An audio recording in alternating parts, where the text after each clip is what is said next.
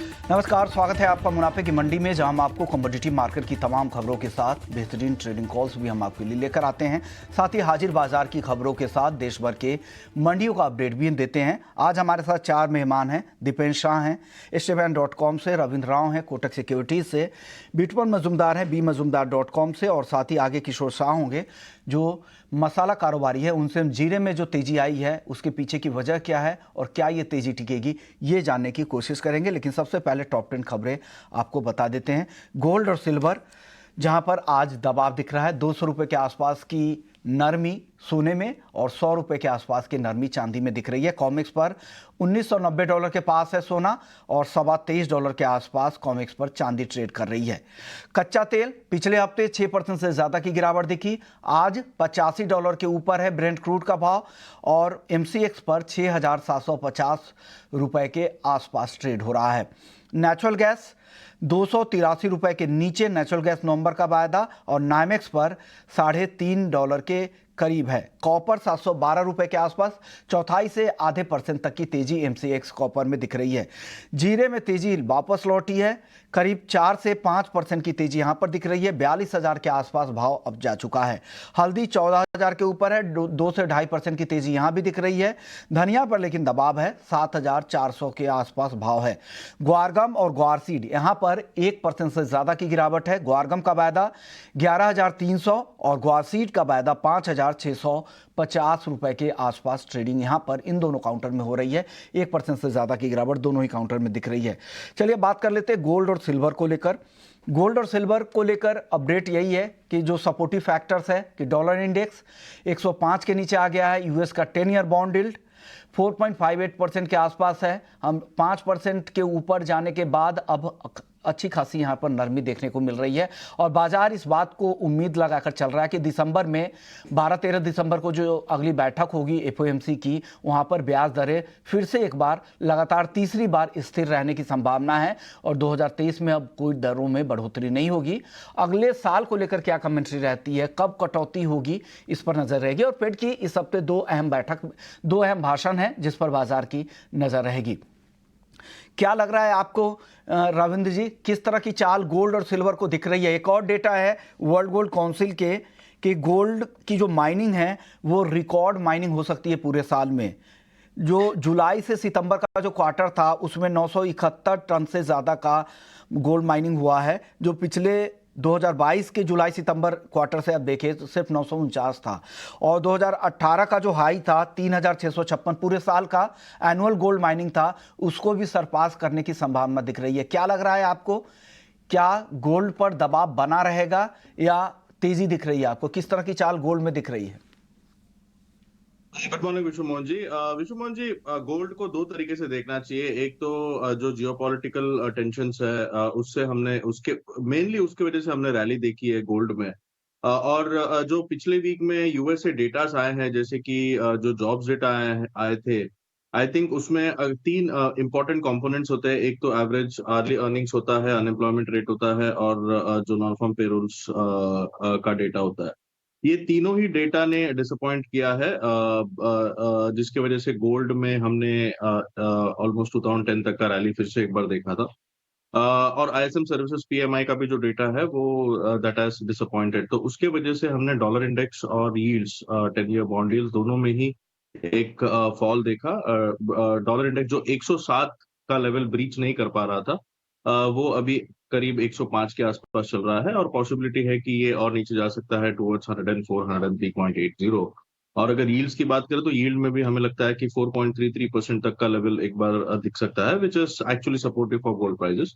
लेकिन अगर दूसरी तरफ देखें जहाँ पे जियोपॉलिटिकल कॉन्फ्लिक्ट चल रहा है, हालांकि जियोपॉलिटिकल कॉन्फ्लिक्ट्स में अभी कोई डी एस्केलेशन नहीं है, लेकिन कोई एस्केलेशन भी नहीं है। तो जो पॉसिबिलिटी था कि गाजा पे ग्राउंड इन्वेशन होगा तो शायद it might spread to regional conflict, वो अभी हुआ नहीं है। लेकिन अभी भी आई वुड से कि there is still a chance कि ये स्प्रेड हो, तो उस वजह से गोल्ड एक दायरे में ट्रेड कर रहा है। तो मेरे हिसाब से जो यूएस इकोनॉमी या फेड के साइड से गोल्ड को एक पॉजिटिव ट्रिगर है, लेकिन जो जियोपॉलिटिकल कॉन्फ्लिक्ट जिसकी वजह से गोल्ड में हमने एक रैली देखी थी, उसकी वजह से अब गोल्ड एक ठहराव में है। तो मेरे हिसाब से ओवरऑल सेंटीमेंट गोल्ड में अभी पॉजिटिव है। अगर प्राइस एक्शन देखें तो प्राइस एक्शन के चलते मुझे लगता है कि 2009 2010 का एक double top kind of resistance है, अगर वो निकल जाता है कॉमिक्स पे तो फिर I am expecting it to go towards 2080 odd levels, तो वो लेवल इंपॉर्टेंट रहेगा। नीचे में 1960 1965 would be a crucial support. और जैसे आपने बताया कि डब्ल्यूजीसी का जो रिपोर्ट आया है, जो एक इम्पोर्टेंट फाइंडिंग ये है कि जो स्पेक्युलेटिव और जो ईटीएफ बाइंग है उसमें अभी भी कोई पिकअप नहीं है। तो ये पॉसिबिलिटी है कि शायद फोर्थ क्वार्टर में हम इसमें पिकअप देके, जिसकी वजह से भी गोल्ड को एक सपोर्ट मिल सकता है। तो मेरे हिसाब से ऑल इन ऑल गोल्ड में कोई bearish trigger as of now नहीं है, लेकिन यस एकदम से बुलिश ट्रिगर भी नहीं है। मुझे लगता है कि एक दायरे में रहेगा प्राइस एक्शन के हिसाब से। 2010 2012 का जो रेंज है उसे निकालना चाहिए कॉमिक्स पे। और अगर एमसीएक्स की बात करें तो एमसीएक्स में अराउंड 61,300 200 का लेवल अगर ब्रीच होता है, उसके ऊपर सस्टेन होता है, then I am expecting prices to go to 61,800 odd levels. Intraday perspective से I think it will be more of a range, 60,600 on the lower side और 61,000 on the higher side. Okay, तो एक दायरे में ही रह सकता है। इस रेंज का आपको फायदा उठाना है, लोअर लेवल पे खरीदारी करें या ऊपर की तरफ बेच सकते हैं। विटुपन, आपकी सलाह क्या है गोल्ड और सिल्वर में, क्या करना चाहिए ट्रेडर्स को? देखिए, आज के हिसाब से देखने से मुझे लग रहा है, अगर आज के हिसाब से व्यू देखेंगे तो मुझे लग रहा है गोल्ड थोड़ा करेक्टिव में रहना चाहिए और सिल्वर में थोड़ा बायस पॉजिटिव है।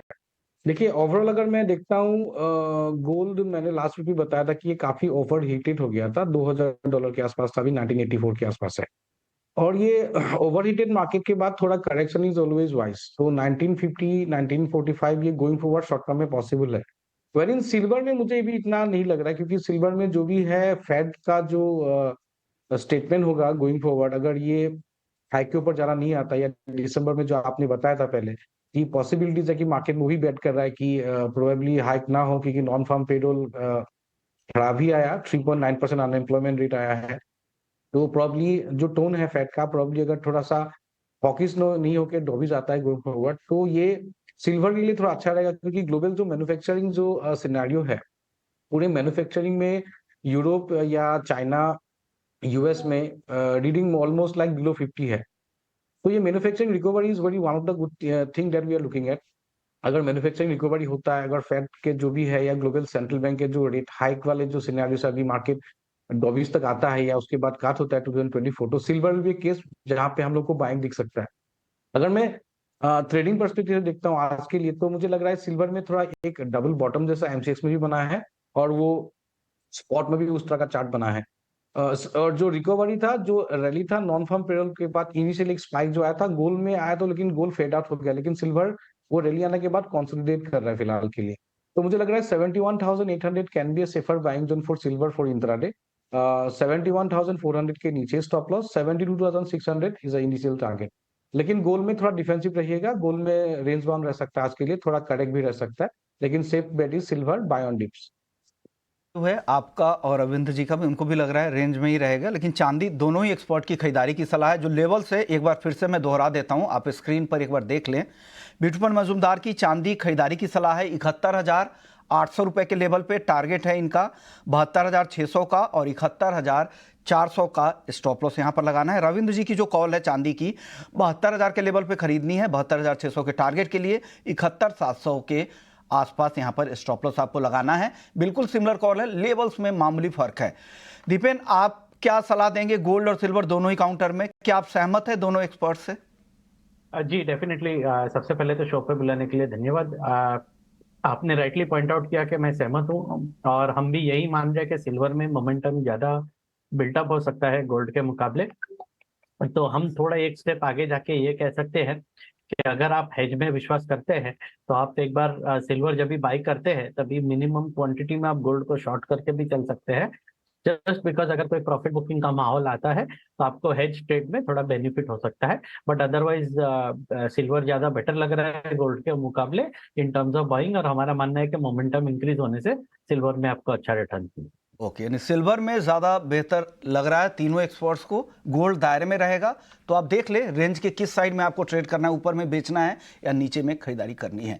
चलिए, वक्त हो गया ब्रेक का। ब्रेक के बाद जब लौटेंगे तो कच्चे तेल पर बात होगी, नेचुरल गैस, बेस मेटल्स की कॉल लेकर आएंगे, लेकिन सबसे अहम होगा जीरे पर, क्योंकि जीरे में जो उछाल आई है क्या मांग के दम पर है या टेम्पररी रिलीफ है, ये बात करेंगे जल्द ब्रेक के बाद।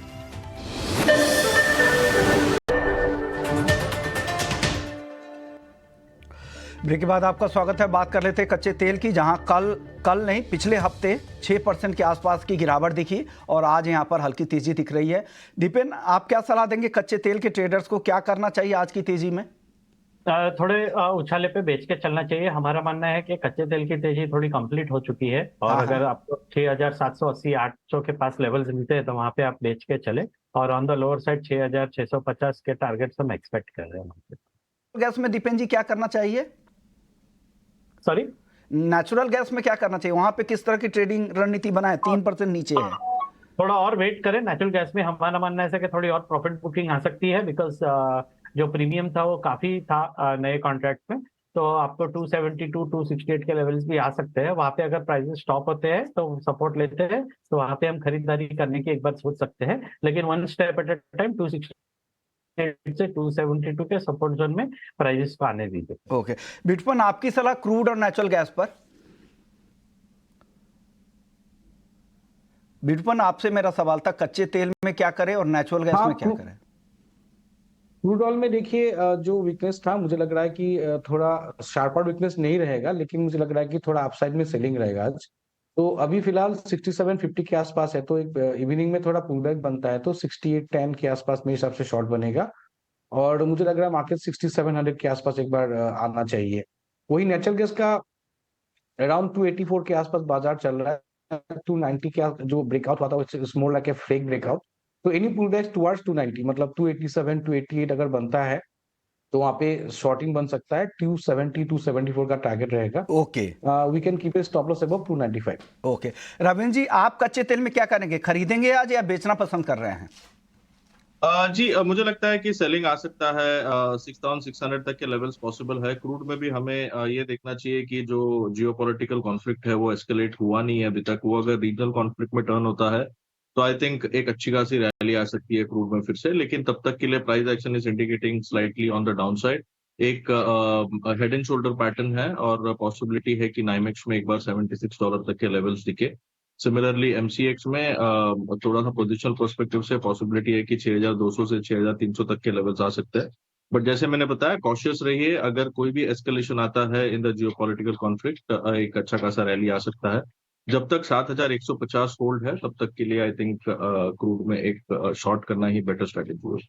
ओके, यानी क्रूड सेल करने की सलाह आ रही है रविंद्र जी की तरफ से भी। चलिए, अब एक और काउंटर जहां पर नजर रखना जरूरी है वो है जीरा, जहां पर अच्छी रिकवरी, शानदार रिकवरी दिख रही है।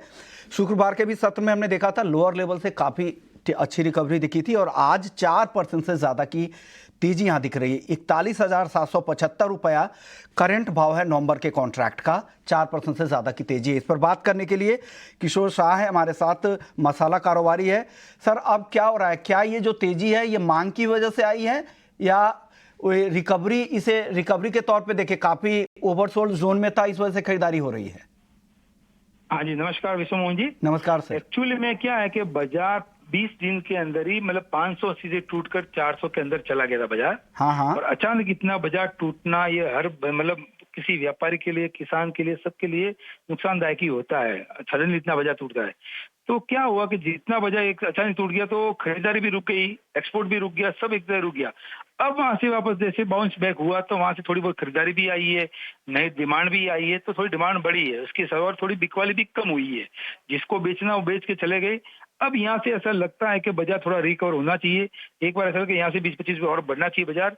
तो जैसे ही बाजार बढ़ेगा थोड़ी डिमांड भी दिखेगी, एक्सपोर्ट भी बढ़ेगा, और आगे वैसे छुट्टी आ रही है दिवाली की, 7-8 दिन की मंडियां बंद रहेगी तो उसके हिसाब से भी डिमांड बनी रहेगी, ऐसा मेरा मानना है सर। ओके, तो आप क्या लग रहा है आपको, क्या नीचे की तरफ 40 के नीचे अब जाएगा या 45 पहला टारगेट अब देख रहे हैं जीरे का, किशोर जी?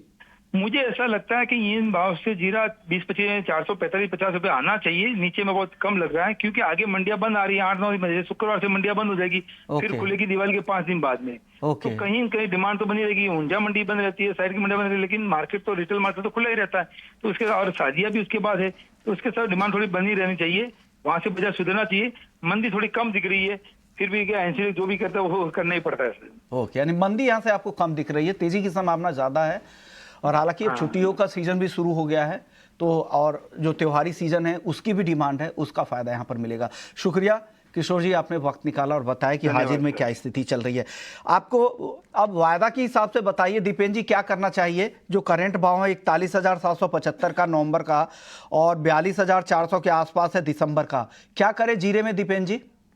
जी, अवॉइड करने की सलाह होगी, बिकॉज रिटेल निवेशकों के लिए ये 15 से 2000 पॉइंट की जो रैली है या फॉल आती है, उसमें ना रैली में रिटेल ट्रेडर सर्वाइव कर पाएगा, ना ऐसी फॉल में सर्वाइव कर पाएगा। तो गो ऑन रिकॉर्ड हमारा मानना है कि अभी भी अगर सीजन की बात करेंगे तो ये जो थोड़ा बहुत बाउंस बैक आ सकता है, उसके बाद प्राइसेस में फिर से गिरावट आ सकती है, और हम सीजन के भाव लगभग 30,000 के आसपास देख रहे हैं, जो यहाँ से और 10,000 पॉइंट की गिरावट है, और मार्केट्स में 100 रुपए की पर केजी की गिरावट बनती है। तो आई स्टिल फील के जीरे में और गिरावट आ सकती है, और ऑल टाइम हाई से प्राइसेस लगभग 50% नीचे हो सकते हैं। तो काफी कॉशियस रहने की सलाह होगी रिटेल निवेशकों को और ट्रेडर्स को, और जीरे को ट्रेडिंग अवॉइड करें तो यही सबसे बेटर रणनीति होगी अपने कैपिटल प्रिजर्वेशन। ओके, राय बिल्कुल साफ है, अवॉइड करें ऐसे वॉलेटाइल काउंटर में। जिस तरह की गिरावट आप देख ही चुके हैं, सितंबर के हाई से देखें तो करीब 21-22 हज़ार रुपये से ज़्यादा की गिरावट आ चुकी है, और भी गिरावट की संभावना लग रही है। हालांकि कह रहे हैं कि थोड़ी रिकवरी दिख सकती है, जैसा किशोर शाह कह रहे थे, लेकिन ये इस तरह के उतार चढ़ाव भरे बाजार से अभी दूर रहना सलाह है। ग्वारसीड ग्वारगम में क्या करें? आज आधे से 1% के आसपास की गिरावट है। दीपेन जी, क्या करना चाहिए इन दोनों ही काउंटर में? जी, थोड़ा लंबा नजरिया रखना होगा गुआरगम गुआर सीड में। आपको मोमेंटम बिल्टअप होने में टाइम लगेगा, लेकिन हमारा मानना है कि अगर आप क्योंकि दिसंबर के आसपास और फेस्टिव सीजन में है, तो अगर आप 1 साल का निवेश समझ के चल रहे हैं तो गुआर सीड बहुत ही बढ़िया कमोडिटी है। हमारा मानना है कि अगले साल में गुआर सीड आपको सबसे better out performing commodity NCDEX में देखने मिल सकती है। तो जो भी गिरावट आती है 5,400 5,500 के आसपास, तो क्वांटिटीज को आप बिल्डअप कर सकते हैं, वैसे आप स्टैगर्ड मैनर में बाइंग शुरू कर सकते हैं। ओके, बेस मेटल्स पे नॉन एग्री में बात नहीं हुई थी, क्या लग रहा है बेस मेटल्स में आज आपको क्या पसंद है? बहुत ही दायरे में कारोबार हो रहा है, बिटूपन क्या पसंद है? एक टॉप ट्रेड बताइए आज के लिए। देखिए, बेसमेंट में मुझे जिंक में थोड़ा अपसाइड लग रहा है। कोई डिप्स आता है 222 या 222.50 के आसपास, मेरे हिसाब से बाइंग करना है। सप्लाई साइड फैक्टर से शायद थोड़ा मार्केट में और पुश मिलेगा। स्टॉप लॉस मेंटेन करना है 220 के नीचे। मुझे लग रहा है 224 and 227 level, sorry 226 to 227 level comfortably पहुंच सकता है। तो zinc is the top pick from my side today. Okay, Ravindra ji, आपको क्या पसंद है बेस मेटल्स में? जिंक, बिटकॉइन को पसंद है आपको? जी, मेरे हिसाब से जिंक और कॉपर दोनों ही ऊपर जा सकता है। जिंक के बारे में तो बिटूपन ने बता दिया, तो ऑलमोस्ट सेम व्यू है मेरा भी। अगर कॉपर की बात करें तो कॉपर में मुझे लगता है कि 714 से 715 तक के लेवल दिख सकता है। 710 एक अच्छा सपोर्ट लेवल है, तो वहां पर बाइंग करना चाहिए, और जो स्टॉप लॉस है वो अराउंड 707 के आसपास मेंटेन कर सकते हैं। ओके, यानी बेस मेटल्स में से दो टॉप ट्रेड कॉपर और जिंक निकल कर आ रही है। शुक्रिया रविंद्र जी आपका, बिटकॉइन आपका, दीपेन जी आपका, आप लोगों ने वक्त निकाला। वक्त हो गया छोटे से ब्रेक का। ब्रेक के बाद जब लौटेंगे तो वायदा बाजार का पूरा एक्शन डिम्पल आपके लिए लेकर आएंगे। नमस्ते।